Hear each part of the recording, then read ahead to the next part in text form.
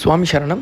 சுவாமியே சரணம் ஐயப்பா. சபரிமலைக்கு குழந்தைகள் மற்றும் பெரியவர்களை அழைத்துச் செல்லும் ஐயப்ப பக்தர்களுக்கு ஒரு முக்கியமான அறிவிப்பு. சாமி, குழந்தைங்க மாலை போட்டாச்சு, பெரியவங்க மாலை போட்டாச்சு. சபரிமலையில் நாளுக்கு நாள் கூட்டம் அதிகமாக இருக்குது. Sugar patient, BP patient. இப்போ நாங்கள் என்ன சாமி பண்ணுறது? எங்களால் உடம்பு முடியல, நாங்கள் எப்படி சாமி போய் சாமியை பார்க்குறது அப்படின்னா, சாமி பம்பாலேருந்து நீலிமலை ஏறுறதுக்கு முன்னாடி, நீலிமலை உங்களுக்கு லெஃப்ட் ஹேண்ட் சைடு போகும், ரைட் ஹேண்ட் சைடு கழுதப்பாதை, அதாவது சுவாமி ஐயப்பன் ரோடு, அந்த டிராக்டர் இதெல்லாம் போகக்கூடிய சாலை ரைட் ஹேண்ட் சைடு.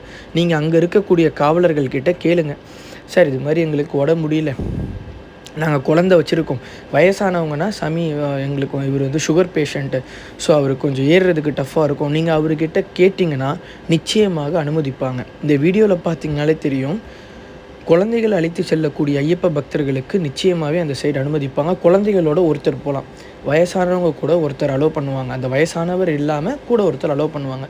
அந்த ரோட்டில் அந்த மலையில் யார் யாரெல்லாம் அலோவ் பண்ணுவாங்கன்னா, டோலியில் செல்லக்கூடிய ஐயப்ப பக்தர்கள், ஃபிசிக்கலி சேலஞ்சு பர்சன், இது மாதிரியான பக்தர்களை அந்த வழியாக அனுமதிப்பாங்க.